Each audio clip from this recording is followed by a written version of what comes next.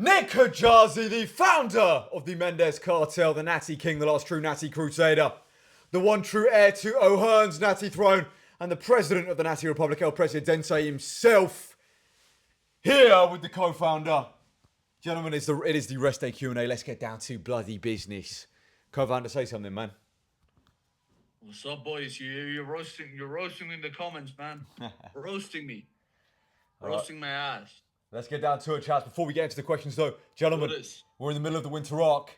Time to get in the best shape of your life. Join my online community, the Mendes Cartel, where you'll have full access to all of our training programs, nutrition, everything. Link in the description. Only $10 a month. The amount of value we provide in there and support is nuts.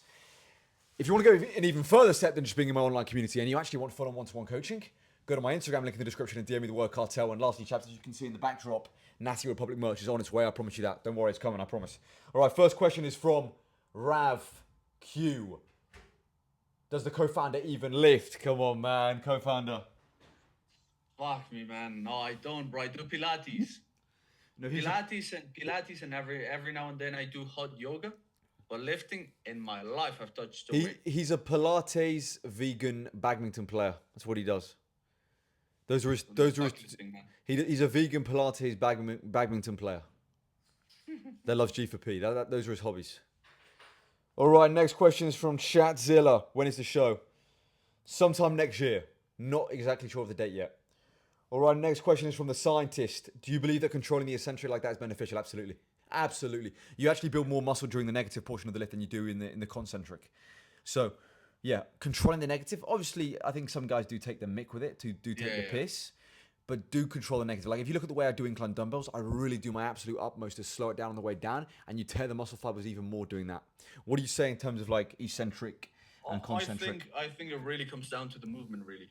It really comes down to the movement. Like, for example, a dumbbell row, we tell all our clients, you don't need to be controlling the eccentric and have the perfect, like, for some lifts, you should, like, for example, like the dumbbells, obviously, for pressing movements mainly, but there are some movements that you can also go a little bit dirty and it's fine. Yeah. Yeah, I agree. It depends on the movement, but again, I do think, just don't go too quick with it, don't go too slow with it. Have somewhat of an eccentric. All right, next question from C. Randy, the man himself. Spoke to him on Instagram. I have no doubt that you can diet to the appropriate body fat, no problem. But what are you going to do about peak week? You have to dry yourself out, carb up. Are you just going to YOLO it, self-coached even for peak week? Or will you seek advice? I do have a coach. I have a bodybuilding coach that helps me. So he sets the calories, the macros, all that stuff. He helps me out. He's going to help me with posing as well. So I do have a coach, of course. Everyone has a coach. Chris Bumstead has a coach. So a coach needs a coach as well. I would have a coach. Yeah, a coach needs a coach. So I do have a coach, but I'm not self-coached. So yeah, he'll help me with all the fine details, particularly leading up to the show, which require a lot more kind of control and fine tuning. All right, next question is from KD. Broski, so much junk volume, doing the same movement over and over again. Hit some flies, king. Bro, I'm the high volume king for a reason. I like to train high volume, and this idea of like again volume. We always talk about volume. Volume's relative. High volume to me might be low volume to someone else. Like Arnold used to do more volume than me. I do more volume than you.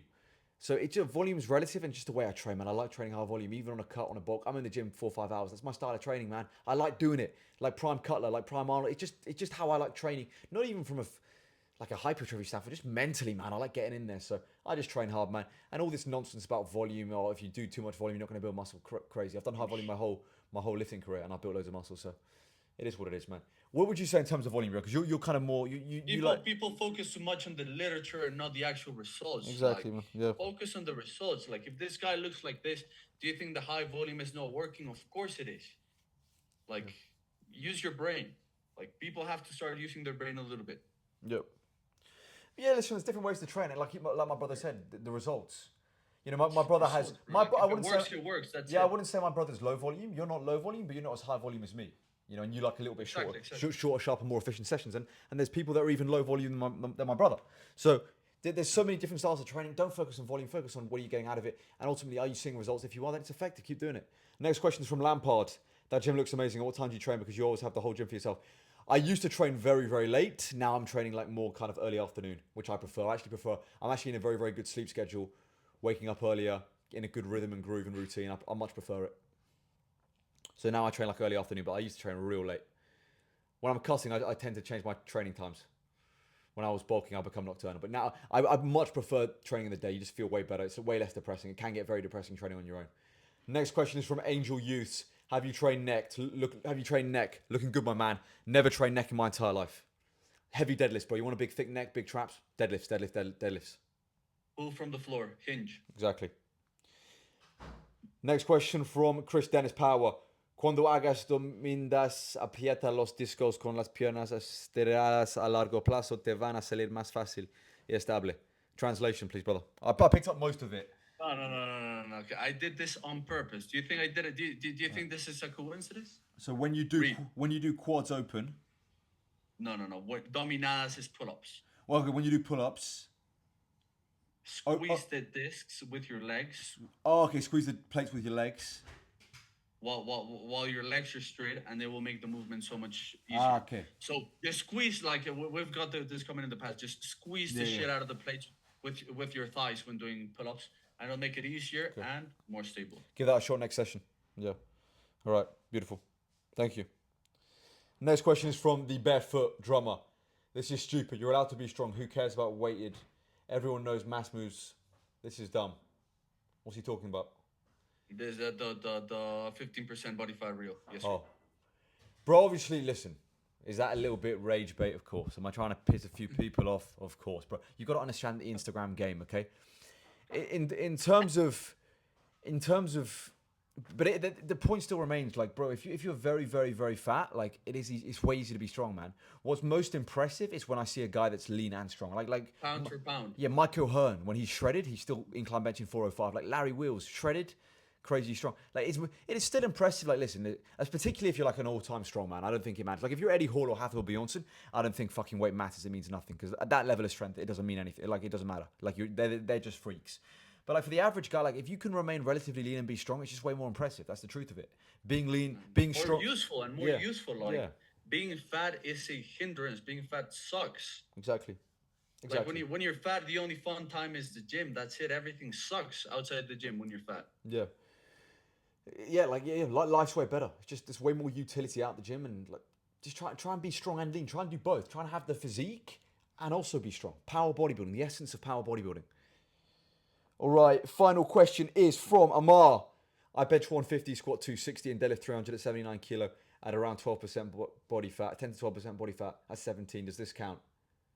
If that's true, like if you're actually 10 to 12% body fat, like most people think they're actually like 17, 18. Like if you're actually that lean and putting those numbers up, you're a fucking freak, bro. At 17. At 17, bro. If that's actually true, much respect to you, my G. That is nuts. Olympics, bro. Bro, you're a freak of human nature. You're going to break powerlifting records, bro. If you're doing that at 17, what are you going to be doing in your mid-20s? Like, bro, that's absolutely nuts. So much respect. If that's actually true, like, much respect. But most people severely underestimate their body fat. But yeah, great stuff. That is the rest day Q&A, chaps. Let's do a cheeky thumbnail. What should I do? Oh. Look what I have. Oh, let's see. Oh, nice. Nice. Old school Diego Maradonas.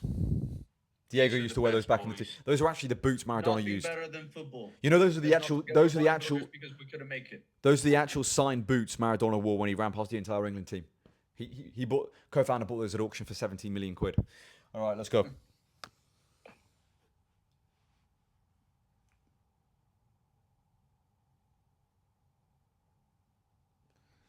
All right, chaps, that is the vid. Another day in the sewers. Nico Jalzi, the founder of the Mendes Cartel, and the Natty King, the last true Natty Crusader, the one true heir to O'Hearn's Natty throne, and the president of the Natty Republic, El Presidente himself, here with the co-founder. Subscribe to the channel, follow me on Instagram and TikTok, join the Mendes Cartel, link in the description, guys. Only $10 a month, you get so much value. All my programs that I've used my entire training career to get in shape. If you're interested in one-to-one coaching, go to my Instagram and DM me the word cartel. Natty Republic merch is coming soon, I do promise. And as always, chaps, long live King Charles III, and God bless Sir Winston Churchill. Let's go.